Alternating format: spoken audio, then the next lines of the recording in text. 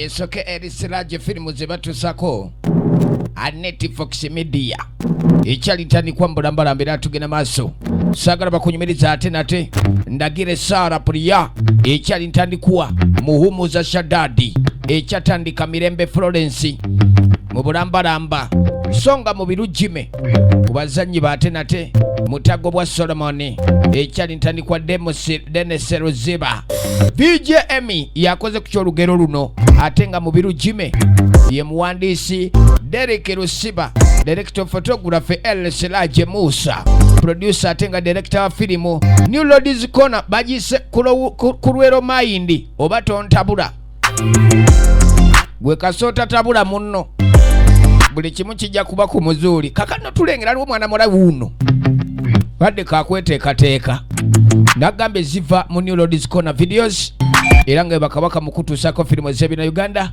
ensangi zino ate nate mu Uganda yonna okuyita mba agency bafe tukyatandika kakano mwana muwala okwetala mukulu akomyewo nenga obudde bwali buzibye era nga bwali buyise naye aleka omwami akomyewo kikerezi yalibanga alina enteekateeka munenze nosanze envaawo ate ovaawo ddawa bannange kikikyo ye ekyali ntandikwa mbulambalamba bagiyise tontabula kaakano kina Uganda kwe tuli munenga bw'omanyi nti buli mukwano gwonna oba buli relationship buli bufumbo bubaamu babyetaaga otereeza ono omwami alayika alina omuze ogw'obutabeerabeera nnyo waka tambula nnyo ekiro naye ng'ate nakyala yuno tumulengera kakano ekyaliwo ne omukyala alayika naye emirimu gye gyakola ate gyakawungeezi era oluvannyuma tuzzaako ebbali eno. Halo? Oli otya? Kyekiriwo? I'm doing fine. Naye ndi fine. Okay.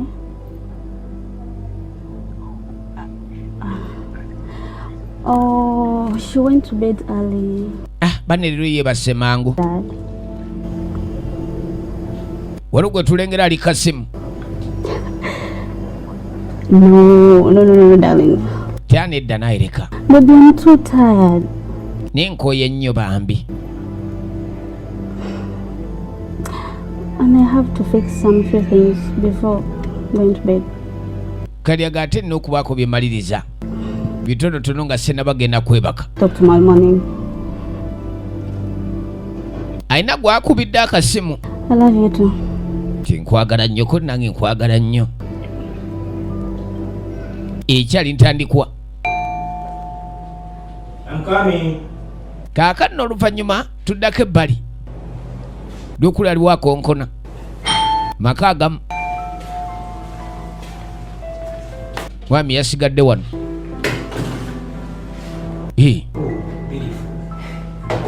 Bannange.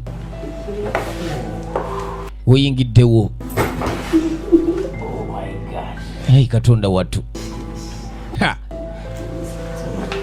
Nakyala ng'amaze okubaako gwakubira akasimu yayingirawo tekatulabe ye ggwe nokyali gwoli aya Katonda wattu bagiyise tontabula oba Kurwero Mayindi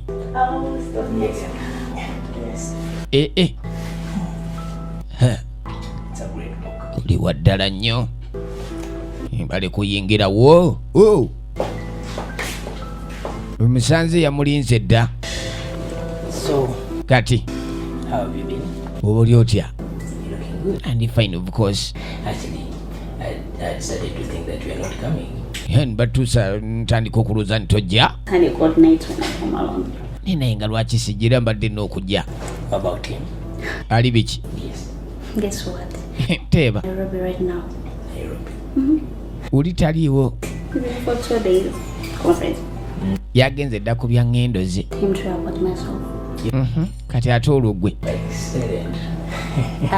Nange ndi sitedde. I told you. She's doing a night shift this week. taliwo kona nti nagambye nti akola shift ya kiro. Coincidence. Actually, Ekiri wano you have to happen. agamba ekiro kyali tuli fembi siwali kijja kutuukawo. Owoono kati abantu bano bonna bafumbo nno. I love it. Nkyagadde bonna bafumbo. Owoono akola night shift ate owooli taliwo naye ali mbibye. Kanakyala akuba akasimu bamukubira akasimu. Okay. I'm so sorry I took his phone by mistake, but I'm a few blocks away from home. Let me go back and give it. Kalyamuga akala ensonyiwa bamukubidde akasimu naye ng'ate waliwo byatannaba kumaliriza. I promise he's going to call you back. Wemuga gwe tofaayo mbadde ndiko katonotono wala katono ne waka naye ngenda kuddamu nkukubire oba osanga ajja kuba naye akkubira. Kali omukyala essimu gy'afunye yali baani yeetaaga omwami ate nga yamulese waka akwata ekkubo okudda ewaka ng'oba okunywa buli wano champagne baalese wano obuwuuwo bwonna obuwuuwo olaba obuwuuwo buubuno gaakano kikulaga bannannyini buwuuwo buno baluwa. Yasooka n'atuulawo awo lambayi Katonda wattu nawulira nga gamuweddemu hijiji olengera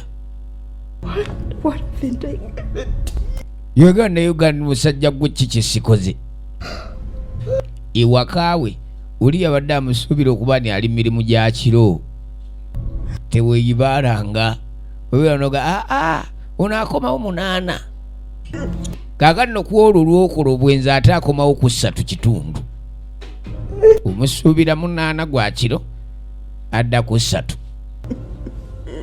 ono afunyeemu ka emergency ng'alina okudda ewaka egenda maaso ku Ruwero Mind nono kuba kutabula bantu mitwe. Yasooka n'atuula ebbali ni bannange bantu baagala ki naye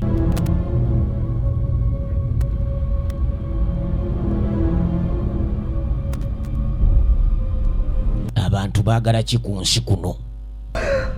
Firimu egenda maaso asooka alowooza ebintu bingi bamba kole kiki bannaye n'akwata obugatto bwa nakyala n'ayitawo yalina empeke zeeno mu dduloowa sooka azijjamu awo. Weetegereze tuli ku Kina Uganda nagambye ziva mu New Roads Corner Videos era nga batuusaako firimu ez'ebinoga ensangi zino ate nate okwetamba agency bonna bagamba nti teweeyibaala teweetantala noddira firimu eno n'ogitunda busende ezika wansi w'ennusu 10,000 oba mu buzibu. Kaakano ng'akoona empeke zino yayina empeke zino ng'azimanyi nti za bulabe ng'asooka azikoona malozi kulungira ggwe oba okunywa banywedde ne bateeka wano champagne banywedde nako ne basooka bagenda bakyekole oli mukyekola addira mulimu empeke nga butwa mulimu empeke nga tuyinza zikuntana n'ebyokunywa nasooka atabula jakuntegeera muntu noera n'omukolera buli kimu ate n'akulaga omwami tamusuubira kati amusuubira nkeera anti ali ku night shift. Kaakano oluvannyuma omukulu ali mu kwekolako mikolo ng'oddaawo tereza ku kateni wano ka champagne baakaleseewo akomawo okunywako kunywa nga bw'omanyi muno ebintu byetaaga amaanyi ojjawo bozaawo ng'asooka yeewa ziva mu neurodiscon ekyo nkujjokeza kumbe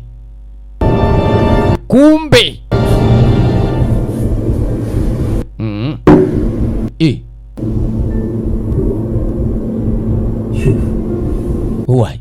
You home? Oli waka? Katimbo ki? Sukuliki? Long enough to catch everything. Kakadi sebo gwate nyonyo girinnyadde. I'm sorry, actually. I never meant to do this.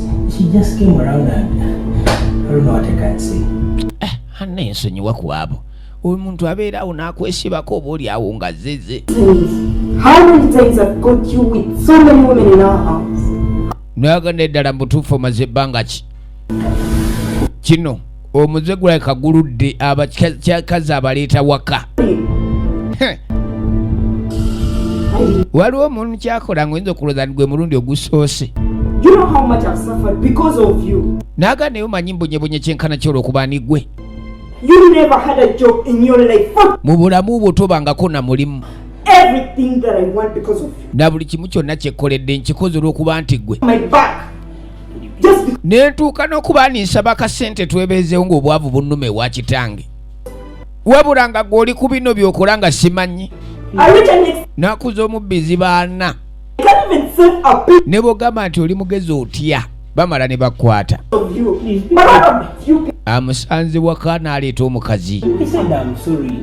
Nsonyiwa nkugambye ensonyiwa kintu kino nange kinguddeko bugwi naye nga tekyabadde kigenderere.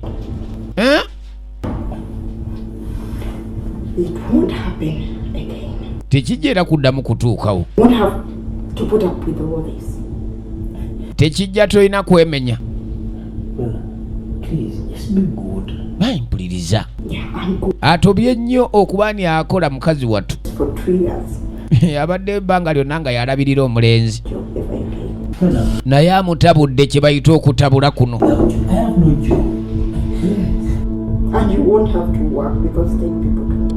Naga ntuufu nafunye akalimu akapya. Tetojja kukola. Ebyokukola bireke tojja nakola. Omukyala yabadde amupangira ku buli kimu.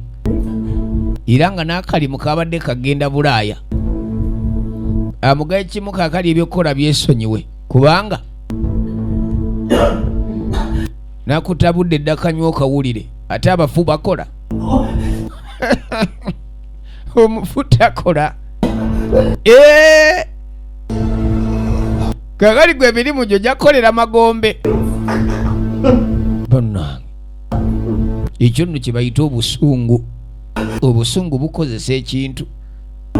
Kibula omusajja agamba nti buli kyolina kyogenda okukola think before nga tonnaba kukikola. Think before you act. Yamutabudde dda omwami nga yeenyoola nno. Muntu n'enkubonaabonera kati gwe olina kufa. Kyamukoze efirimu bagiyita tontabula. Era nga Kinnayuganda kwe tuli. Nagambye ziva mu neurodisco na videos. Nate batusaako bakabaka mukutusaako firimu zaffe ez'ebina Uganda. Ensangi zino kuyitamba agency bonna. Kaakano mwana muwala ono ssebo teyali wa muzannyo. Era ng'omutima yali agulina. Ku kye yalabye yatega mwami we butwa. Kaakati nno bano bonna bola abaali bafumbo. N'omukyalo oli gwe mutaka gwe yakolako emikolo naye yalina omwami we. Njagala olabe. Tuddako ebbali eno.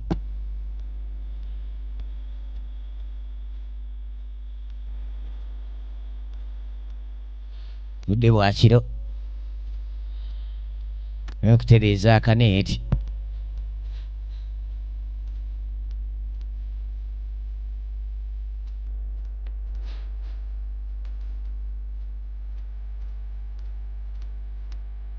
Kakati nga wayise weeks 2 oluvannyuma. Weeks 2 nga zimaze okuyitawo. Gano ge maka ga nakyala.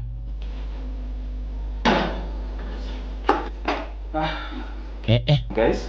Abayi. Morning, Dad. Good morning. Taata asizotya. Ozotya mwana wange nti ndi bulungi. Pleasing to know. Going out? Yeah, I have a little something to do at the office, but I won't take long. Omwami alina byagenda okukwasaganya naye atagenda kulwayo. Well, I'm not about to break that promise. You see, I already bought the tickets online, so you just have to wait for me to come back, okay? Yaguze dda tiketi ku online. My girl. Ayagala kawala ki? Where can I find the car keys? Check my blue handbag. Ebisumuze Moroka bitaddewa. Okay, see you. Kun checking amwandi baga yange. First. Tikai tunalabagana. I'm late. Nendi kikerezi. Baby, I need to talk to you. Kwano, nendi etaaga okwogerako naawe. Ate ngamba ki? Ayita mukyala we. Ajje boogereko bombi.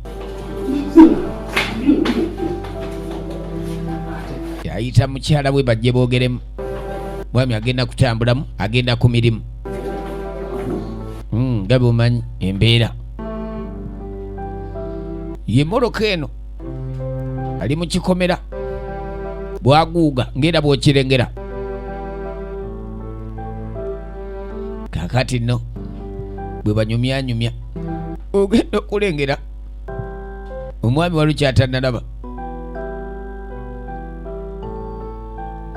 ng'ajja ggulawo. Kaakati mu kuggula oluggi lw'e Moroka buno obwenzi ate nga bwa bugenze ku levo ya waggulu. Megan! Yamuyita. Onnange.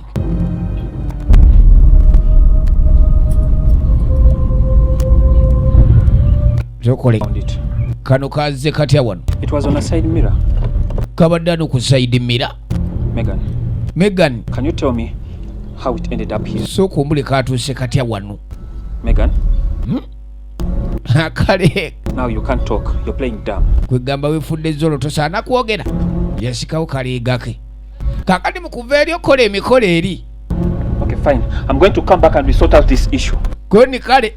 Oba tosaa kwogera ngenda kudda tusootinga ensonga zino. Nsaabi akunesiri wali aka. Emikolo mugikola mwerabira n'okwambala obuntu buno. Mwami ng'agisimbula. Agisimbudde aveewo. Tontabula kwe tuli, tontabula. Totabula nga munno. Oyinza omuzaaza emize. Kali Megan. Yayitawo misinde.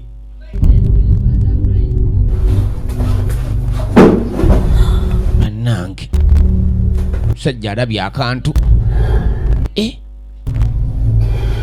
Gani kati nkoze ntya?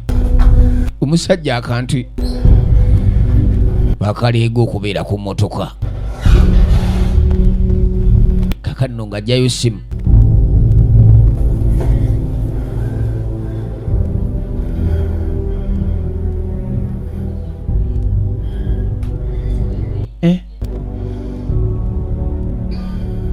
Gezaako kuba.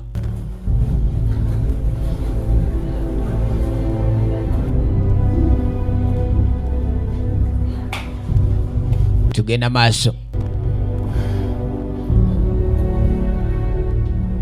Akubirira kateyitamu. Asindika message. Sebo jole. Nyinza okumanya bani kyekigenda maaso. Gwasindikira gwe bayita jole.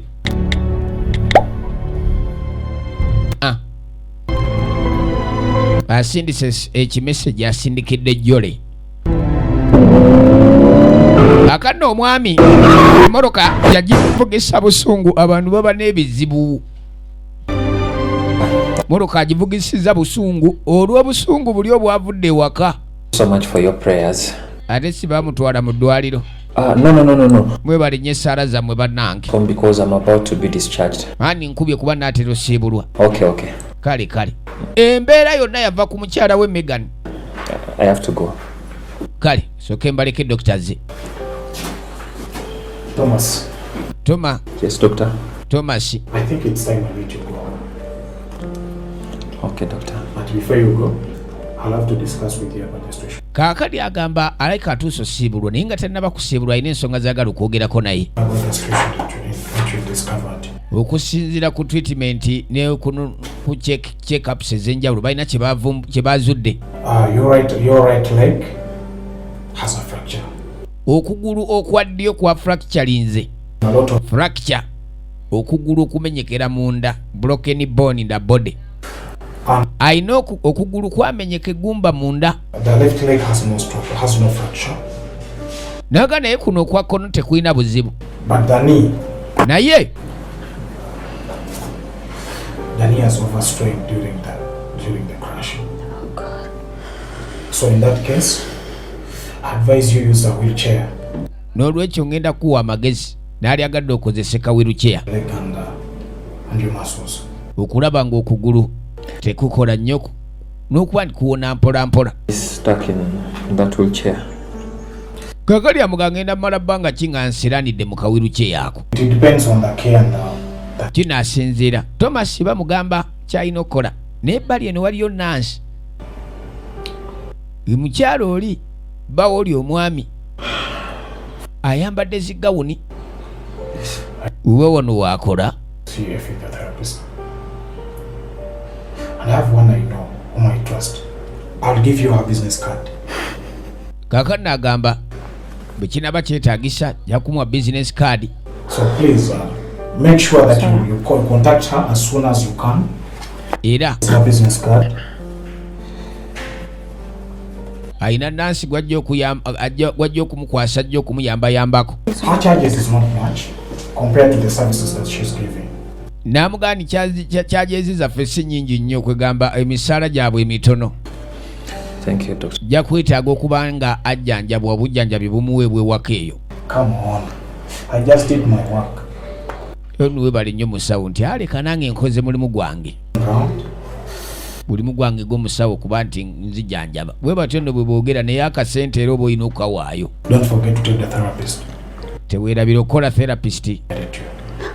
Yakuyambako okutereera. Kaakati waliwo nansi abaddewo nansi ng'avaawo. Darling, come on. Pane come on mukwano. Firimu yaffe egenda maaso mpola mpola. Era nga kina Uganda kwe tuli tontabula. I'm so sorry, my love. Don't. Kulwero mind. So sorry. One nsonyiwa. Totandika. Okay. But it's fine. Please, let's just get home. Tugende ewaka. Tobitandika ebyo bambi nyamba. Get the wheelchair and we go. So kufunika wheelchair tugende. He was on his way here and I told him to wait for us at home. Because we are... Okay. Naggwa akubidde ajja agenda okubatwala eka. Yeah. Okugulu agenda kubeera mu wheelchair munnange. Funa accident naye ng'era byonna byava ku mukyalo ono. Muntu okuva ewaka munnange nga temukanyiza na muntu wo. Kiyinza okuvaako obuzibu. Kaakati nno oluvannyuma tuddako eno. Ono nakyala yafuuka mukambwe.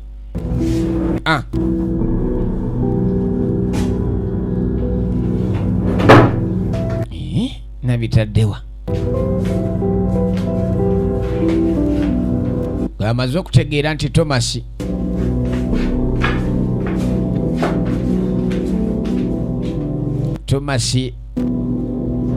agenda kugenda mu kagaali y'omu ku balwadde ku ddwaliro. Amanya information y'omulwadde oyo ebimukwatako naye ate era agenda okukizuula ng'omulwadde oyo yebba w'omukyalo oli Megan. Kati nga gy'abaako ebbaasa gy'agwako eno ebbali n'ebbaasa gy'abadde anoonya agifunye. Bwemala ogifuna ng'afuluma.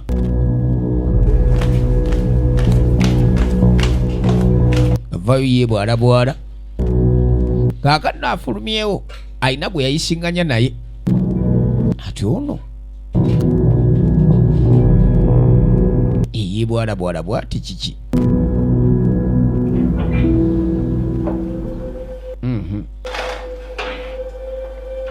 atudde eno ono ye Megan. Omwami yuno bamuleeta mukomezaawo.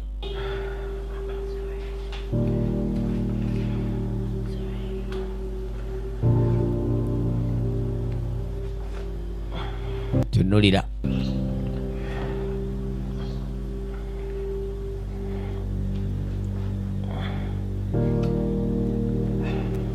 anyi matono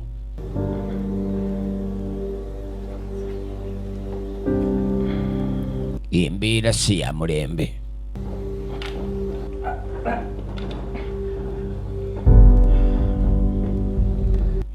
Muyamba katuule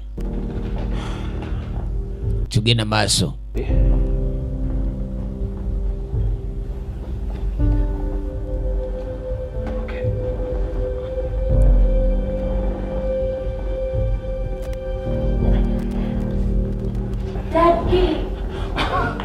Oh, my beautiful princess, how are you? Fine. Actually, for some time I thought I was going to just... Kaakano kawala ke kano. Mwana ng'oli otya? Ndi bulungi. I missed you too.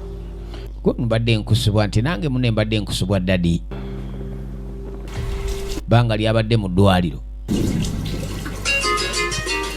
Kati tuddako ebbali.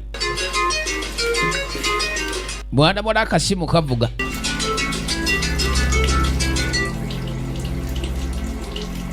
Hello. Eh? Okay. Egira ati akakwati. Naye ng'ogenda okuyisa amaaso okulengera. Wano waliwo gwe yali yayimbyemu edda omuguwa. Worry. Give me yours, then I'll come to you. Omuwala ono nno si yali mwangu. Waliwo gwe yali yayimbyemu edda omuguwa wali. Tugenda maaso. Malawo essimu ng'assa wali.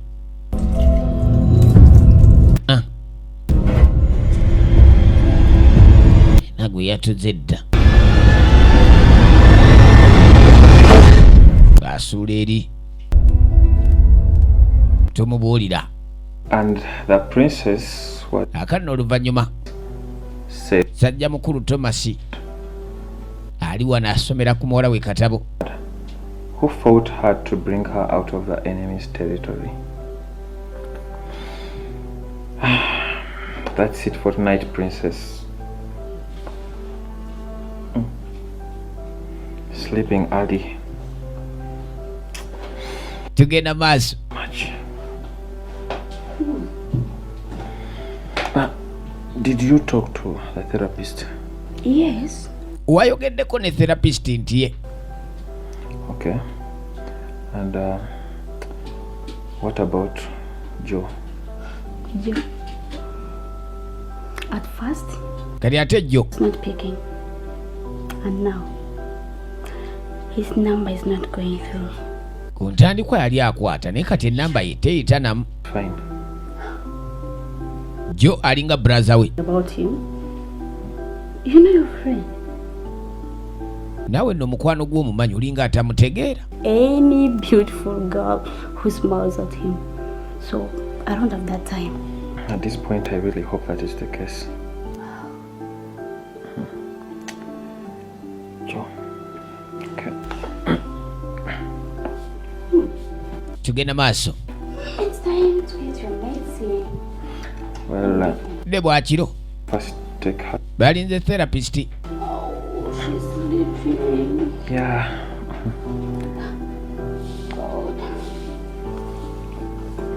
Kinulira. She misses her. That is all. Wow. Mwami ali wano. N'okusooka awone. Amuga kiyinza omutwalira emyezi. Kaakano oluvannyuma. Daka kasimu. Yeah, I love the new apartment, but Bana apartment mpya najagadde naye. Uno mupya wano bamufunidde apartment. Yes. Aha.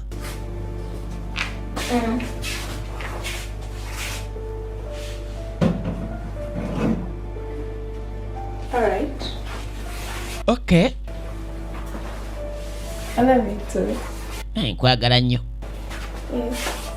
Bamutaddemu ssente mwana muwala bamuwadde apartment. Yeah, it's late. I'm going to sleep. Yeah. Bana era ngenda kwebaka nga bw'okimanyi. Maybe we meet on WhatsApp. Yeah. Let's see. Right. Okay. Good night. Siralenyi. Tontabula. Kutabula bantu mutabula nnyo bannammwe. Kakati nno yetuvaayo kuddako ew'omukulu Thomas. Budde bwakumakya muteekeddeteekedde ekyenkya.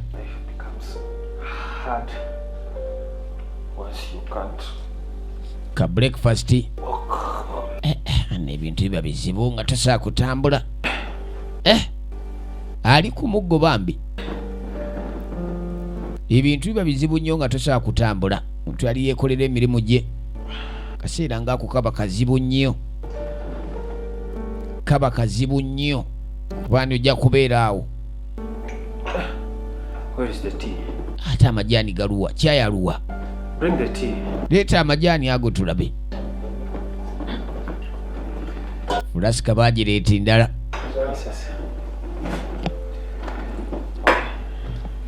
Your mother told me you prepared the breakfast. Maama oyangaye nti gwoteeseteese ekyenkya. I can't wait to taste it. It must be so sweet. Siyinza na kulinda kukiryako bannange, kiteekwa kuba kiwooma. Weekulira ali ku luggi. Nakunkuna. That. Ani oyo akunkuna bw'atyo? Ntu akunkuna nga landiroodi ng'ate okunkuna la... Megan. Bane Megani. Kumbe Uncle Joe. Oli otya? I got your cartoon. Ali katuni alaba. Quickly. I thought you packed when you said you got an accident. Unfortunately. Ono. Man. Next time you give me the details. I thought you're going to kusanga undi cementi, iron bars on you, no. Lengera. Joe ayogera nnyo no. I know, man, I know. Mwana mbimanyi. Atuukidde mu time ya kyancha. Man, I came as soon as I got your call, okay? Mwana nange nyingidde ukasanfunya akasimu ko boy. Oh, I remember. Actually, I was on my way here and I ran into Joviality. Joviality? Kalimbu abadde ajja nagwa ku Joviality. Yes, she's beautiful, man. Joviality oli anyirira. Always. Uncle Joe bamanyi yewa abakyala. When you wake up beside her in the morning without makeup. Oli ye muwala akeera ku makya. N'azuuka ng'anyirira ate nga taliiko makeup. I know me. Ontegeera. Megan, and then she's asking for your number. But just play it cool, man. Nekakkana Brad. But you'll be good, eh? Kijja kuba good. We are in time for tea. I know. Otuukidde mu kadde ka chayini nkimanyi nno. Yangu bitegeera naawe. Okay. Atuukidde mu time ya chai. Huh? Yes, the guest I know, but... Come on, you married Megan for what? Leka naawe. Si Megan wawasa waaki. Megan. Yangu okola ebyakuleeta. Sooka ojja okola ebyakuleeta munnange. Mukyala n'oyu n'atambulamu. Somewhere. Wina wolaga. I have to pick a later from airport. His arrival is at noon and it's only 8:30. Mba alina gwagenda okukima ku airport. Guno bwagayo lyagenda kujja ssaawa nga 8:30. Okay. Ate ogenze ku nnya. Ate n'ogenda kati nga bukyali. Twefeeko. Kale katwefeeko n'eddoboozi alisse. Omukyala. I will. Don't worry. Tofaayo. Bino bindekere. Nja bikolako. Megan. Mbw alina gwagenda opikinga ku airport. Kali basigala beekolako. Tunadda ku oyo. When I got your call, you were dying, but... Mwana nafunye essimu yo ng'ofambu. By the way. Thomas. Why? Togwanga mukyalo. You can't have milk in the house. Thomas mwana togwangamu bino. Chusa. Tusa kufumba kumata. otukyusaamu kaza ayagala kunywa namata. Kaakati Megan mukwate ekkubo okuvaayo eko eri yagambye alina gwakima ku airport, naye ate sayidi eno tulengera entambula yino ebaako ekikomera kyejjeyingira. Bintu bino muna ebiba byakutabula, era olina okwegenderezanga ennyo.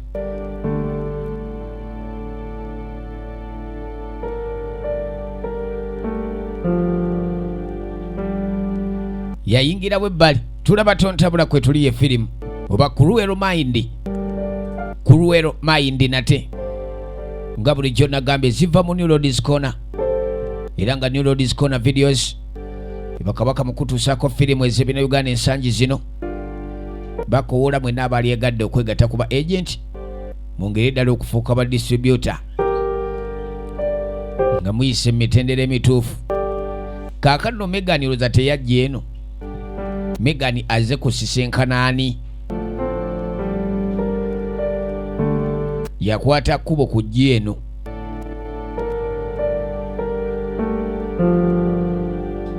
Weetegereze. Alaga nti n'eminyolo gy'awana agitegeera bulungi nnyo. N'eminyolo gy'awana agiggula agimanyi. Kaakati n'oluvannyuma waliwo era omulala eyatuuka. Tugenda maaso. Kikomera agenza okutuuka Lukazi Parkins ono bumwala gwe bafunidde apartment.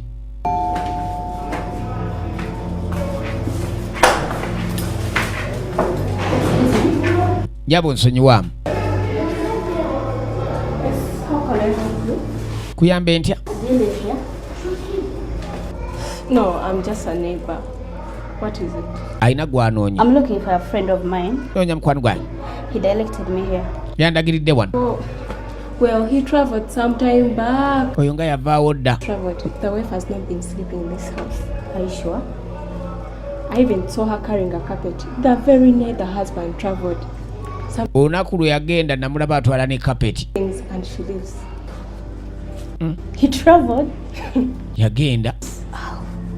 No wonder lwaki takyakwata amasimu ga. Wamanyi ensonga lwaki essimu zange takyazikwata. Maybe you give me your phone number. I'll give it to the wife.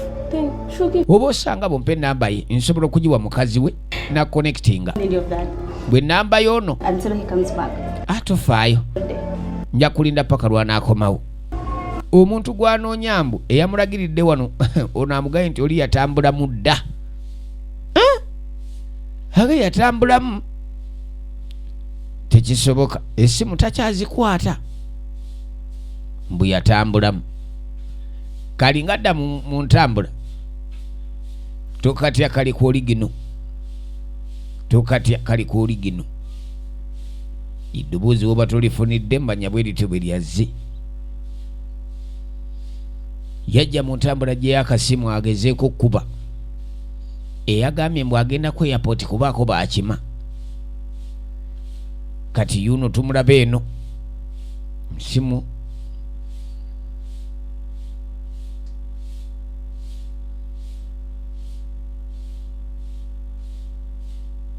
Tugenda maaso nate nagambye tulaba Cruel Mind tuliko era nga nkujjukiza. How many What? times do I have to tell you that posting sick people is not cool?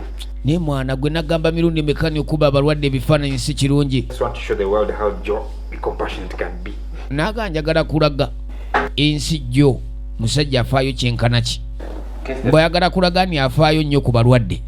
Katuba tuli awo. And Waliwo gwe twawulira akonkona. I get it. Can't you borrow some words like I can't walk? Muga naye gwe tokyani sobola kutambula.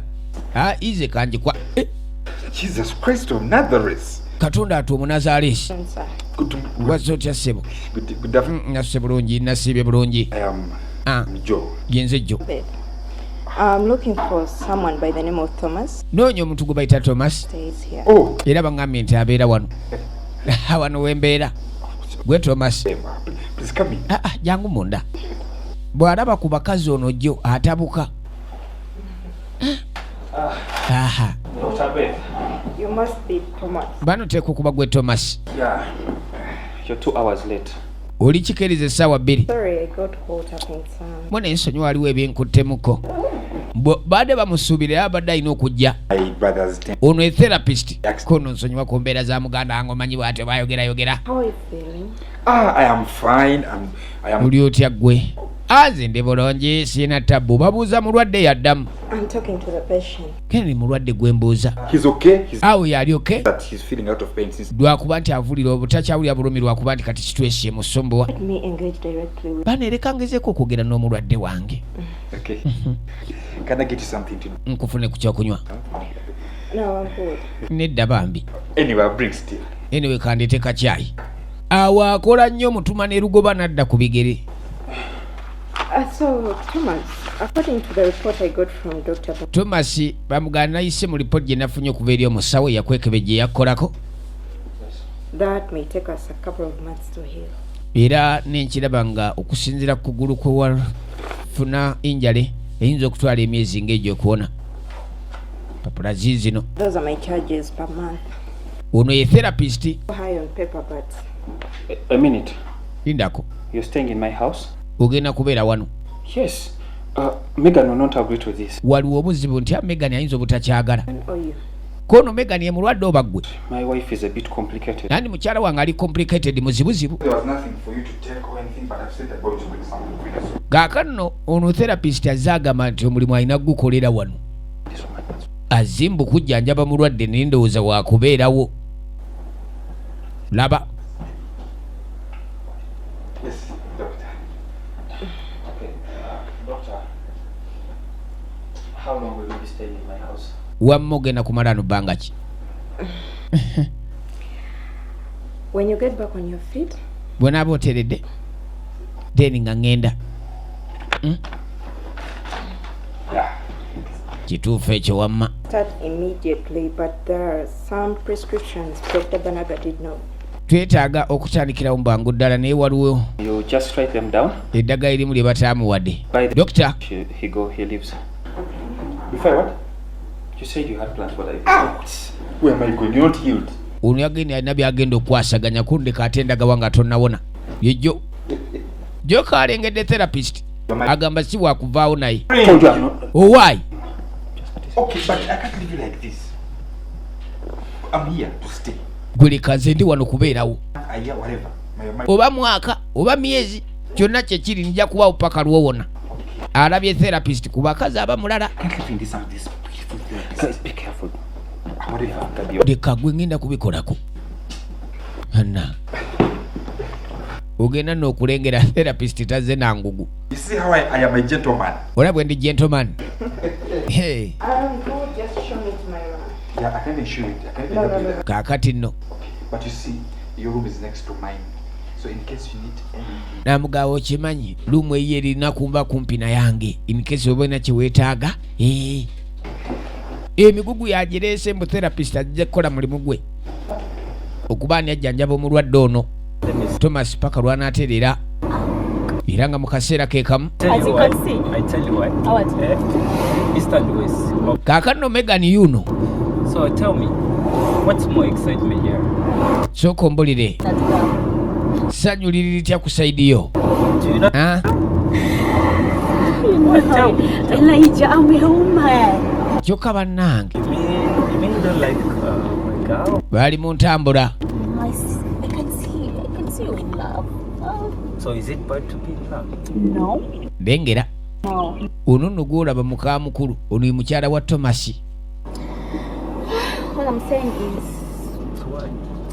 Tell me. how can I say it? Bano bankyogere ntya? To me, All right. I want to know. Njagala kumanya kiri kitya. Let's all. I know you love her, but Then? just take it slowly. Baba bano No. Hey. What up? entambula ekulukuta. Tulaba tontabula ke tuliko tontabula. Kibeera kina Uganda kyaffe Anyway, era nga was fine. nkujjukiza nnyo nti gwe wenna yaleetaza okuba nti wegatta kuba agency n'okuba nga obeera supply oba distributor wa firimu zino ng'oyise mu makubo amatuufu olina kunoonya ku bannaffe aba New Roads Corner era nga New Roads Corner videos be balina olukusa ku buli firimu yonna ebeera efulumiziddwa buli firimu yonna ebeera efulumiziddwa okuyita mu ba agents ab'enjawulo. Kaakano kyaddaaki twalengera entambula yino eyingiddewo.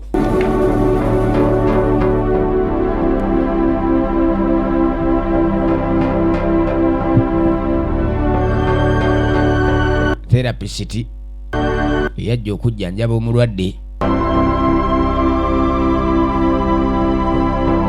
Sebo noli Thomas yali yakola muggwe.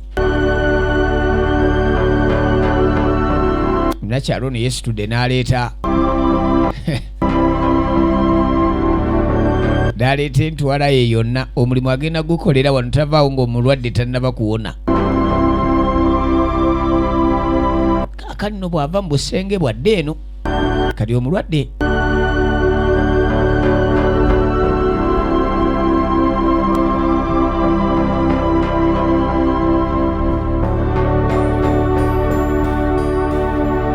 ajja akwate kuba ayitawo eno yeekakaba musajja ato alina otambulatambulamuko genda okulengera. Look at what I find in our bedroom. Aina bw'asanze. At first it was a brain and now this. Lengera What is going on? byensanze wano kyekigenda maaso. Because obviously something is going on and I need to know right now. Maybe nothing is going on. Look at Njagala kumanya kyekigenda maaso ate kati how do you bring this in our room? buno buvuddewa. This has never been an option for our family planning. There is no. Waliwo n'atandise okutabula. Is there something I should know? Baako kyongamba kyenna okumanya. Can I trust you when this is? Ate kikyoba omanya. Buno buvuddewo akano kagudu siriipu bakasanze. Tears. Megan, I need answers. Zisaagala maziga. Mbulira ansa. I'm looking at you and all I'm seeing is a liar. Megan. Bamuga nkutuna kati ndaba bulimba Megan. Ate bino bye byali byamutabula okusanga akaleega ku Saidi Mirai Moroka. And you know places. Why did you bring them in our bedroom? I don't know. Megan, Yagamba nze simanyi. Ye bannange. come back here. Komawo wano. Megan nga yeekyanga. Omwami agudde ku kantu. I'm okay. I'm fine. You fine? Njakuba okay. No. Megan will bring first in bed, okay? How are you, my darling? I'm okay. Laba nno. Ono ali ali mu kweyogeza. Look, that face. I don't know. I'm telling you. God brought you as a miracle to me. Kimanyi bane Katonda akuleeta nga ndabirwamu. Munze. Kukulira akonkona. Kumbe Megan. Megan ate ki? What's wrong? Buzibu ki? Come on. You're crying. You're bad liar. Talk to me. What? Okaba bukabi sibitegeera. You're crying. What's wrong? Kiki? Megan. Ebino binsobedde. No, talk to me. Ate kimbulira. Bimususeeko. Talk to me. Waliwo eyazze okutabula amaka gano. Sorry. What's Therapist yakuteeka gudu siripu n'akateeka mu kisenge wali. Aga Thomas simanyi kyabadde. Thomas abadde ki? Kakkano mbuulire. Thomas breathe. sika omukko kakkane. Yeah. I think Thomas. Thomas kiki? Tulaba tontabula. Tontabula kwe tuli. Kina Uganda. Not you. So you cheated on my best friend, Megan. Megan, how could you? How could? disappointed. How could you cheat on my best friend? How? Kaakano laba ono naye atandise otabukira Megan amugambo oyinza otya okubaliga ku mukwano gwange. Megan, I know. Ate ye Thomas ekifaananyi kyalina kirala. Kale naawe oli mugwagwa. Bune yamwokya luyi. Abadde asuubira okuba nti jazza omuntu ayinza okubaako kyategeera n'okumanya embeera gy'alimu. Leka amanzirewo neebake. Darling, doctor. Yeah, yes. Okay. Ngadde eno piro ze yafuula abakyala.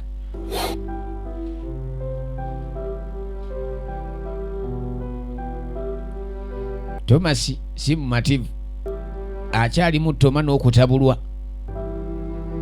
Omukyala Megan ono abadde ki? Kali ye Thomas kyalina mutwe ayinza okulowooza nti ono mukyala we ne mukwano gw'ono jjo baali baamu engeri.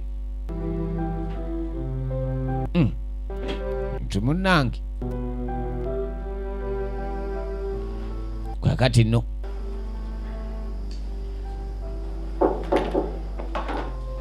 Doctor. batuli awo Please. musawo. Sorry to disturb you, but we have to start immediately. Ono nsonyiwa munaye okutaataaganya naye tulina okutandika mu bwangu. Lindako nange. Doctors can be merciless at times. Not this one. So, I wanted to know how you're feeling before we start anything. Doctor, it's really painful. Mpulira obulumi dokita. This right leg, it is so painful. Tenga bumanye kugulu kwa ddyo. Kuba kuluma nnyo okwa ddyo okwo. Around here, this part here. Wano wasinga wano. I remove it. Simanyi bw'ogenda kukijjako ate bw'onookijjako oba naawulira ntya. Relative. And I can try the crutches with it. Lengera. So, besides the pain, is there anything else you would want to tell me? Obulumi. Nothing. That means, anyway, aren't you affected psychologically? Agenda maaso n'okulikodinga okulaba omulwadde w'atuusa ate bayita ba therapist. Reoccurring. Abalina okwekebejjanga buli lunaku okulaba bw'oyimiridde. I don't know why, but It happens, but it disappears over time. So, enough with the talking part. Yamugambye obulumi bujja kumala bubule oluvannyuma lw'akaseera. It's time to put these bones in order. Balina okukyusa bandage ne baba balina okugikyusa bwe beekaddiye ne bateekako empya. Kitegeera. Miggo.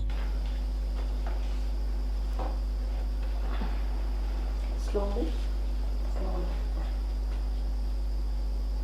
Mpola. Ehe.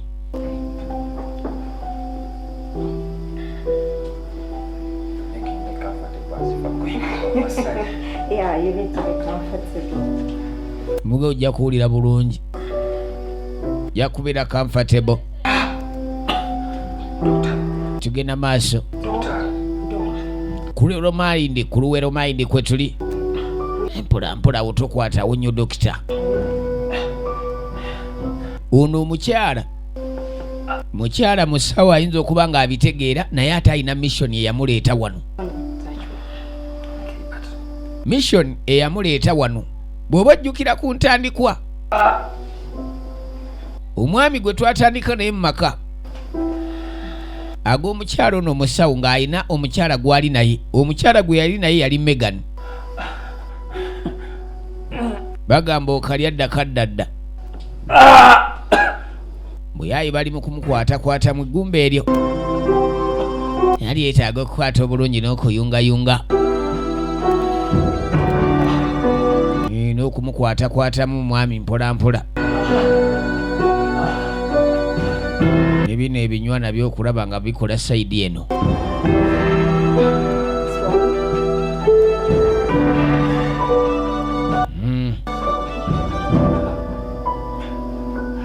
Kuno nako kulina okubeera fiiti. Ane n'okulamu nako bakukwatamu. Adde mmanyi nti bakwatamu kulwadde kwokka. Nange birikiraya nti alina okuba steady. Gagali no tuddako eno.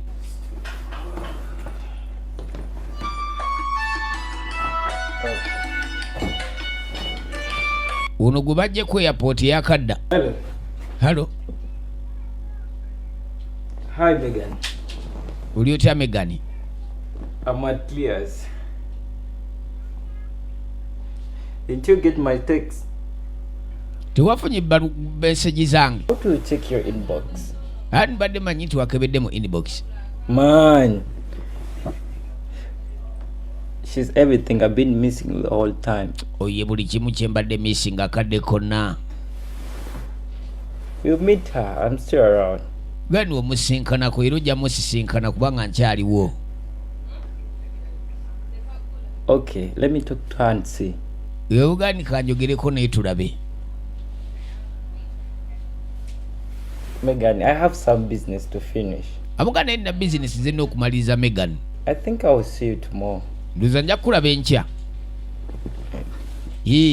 Gani nja kulaba enkya tekina tabbo.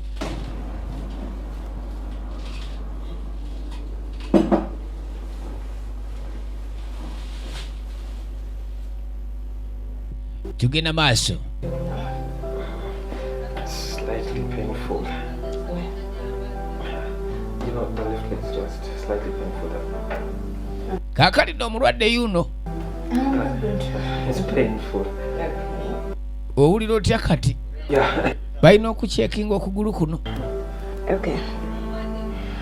We are going to try to connect the lower part with the upper part. Hani mbadde nyagezaako connectinga bino ebitundu bya wansi n'ebya waggulu. So, can you do it yourself? Kale osobola kyekolera. Let me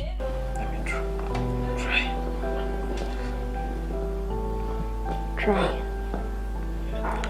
Therapist. Hey. Oh, yeah. Kale kankuyambeko mpola mpola. Slower. Okay.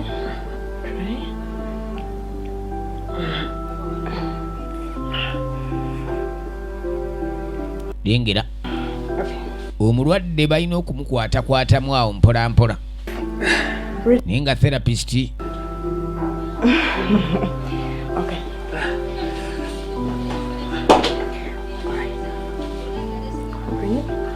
Bye. Yeah, the upper part, the lower. The lower part, eh?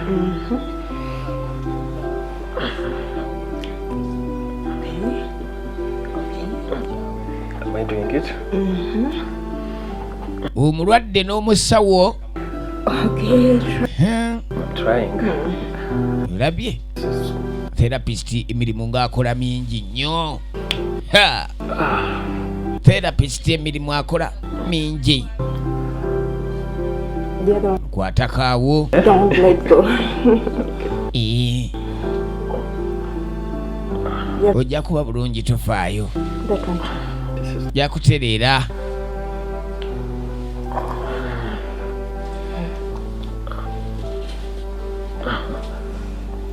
Tugenda maaso tulaba ku Luwero Mind kwe tuli.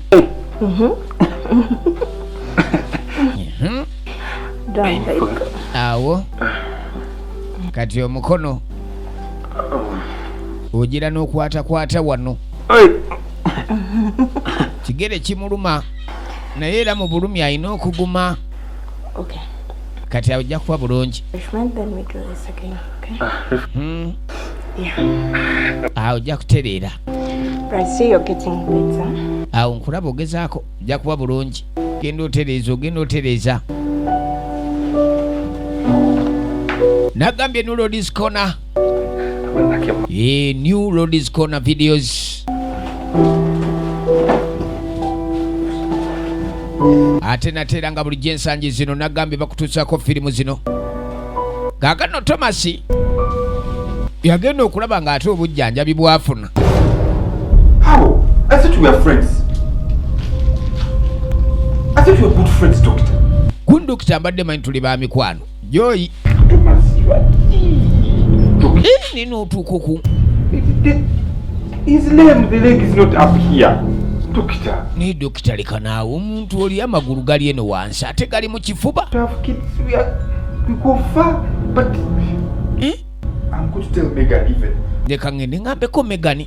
My brother. Dokita buno obujjanjabi bwo bususse. Mbutuufu dokita ate njjanjaba yanjawulo. Bamuweerawo katuwa.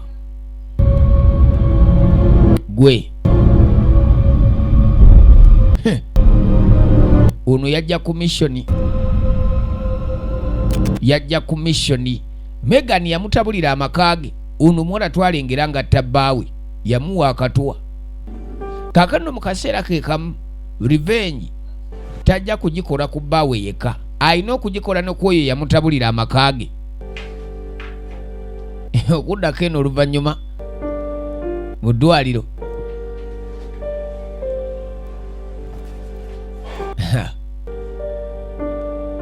Mugenderenga nnyo abantu abalina missioni zaabwe. Oli abaawo ng'alirwedde okukola buli kimu.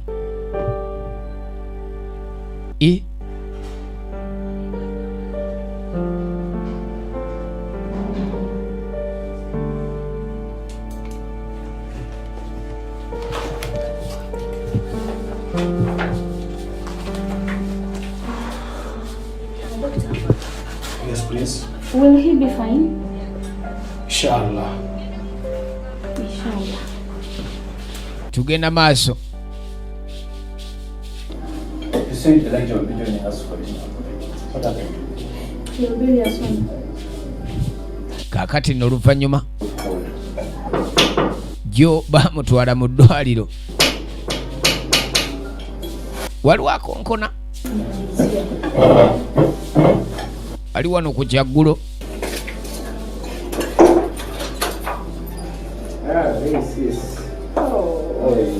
Welcome. Ogenda okulaba mwana muwala ayingiddewo. Kabulaza ayingiddewo n'ensusuti ye.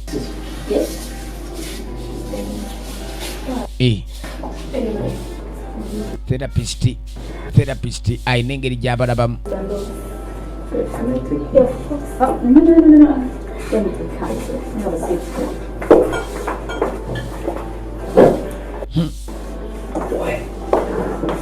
Why?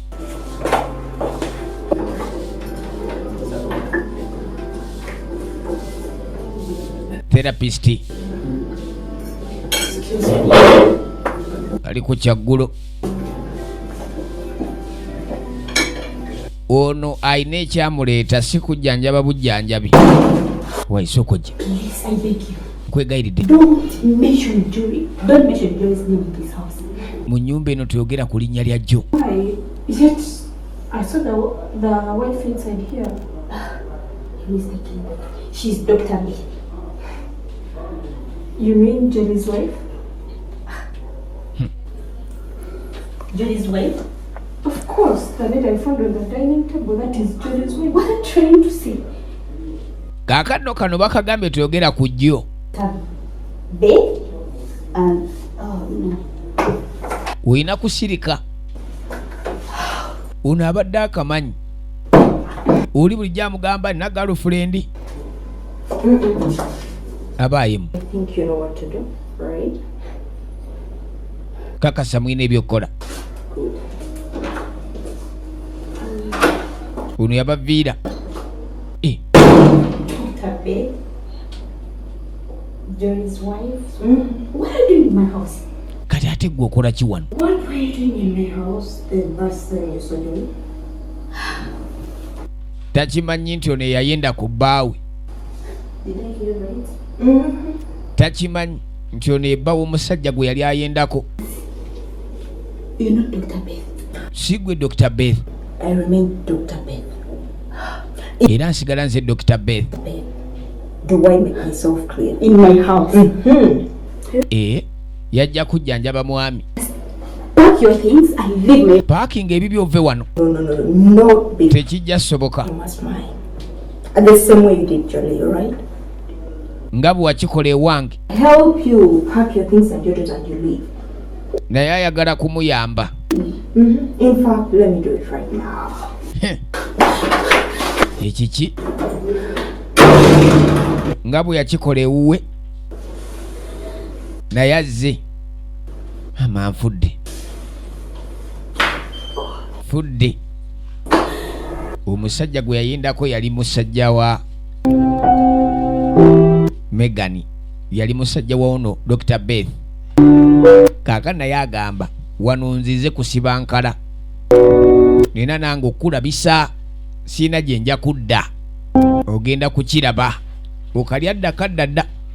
Era Megan yasigala ali mu kulaajana. Awo tomanya bw'olibayo akatundu akalala tulika kutuusaako okuva mu New Roads Corner. Videos bwetyo bwegenzo badde olaba tontabula bagiyite Cruel Mind, era nga tubaagala nnyo nate.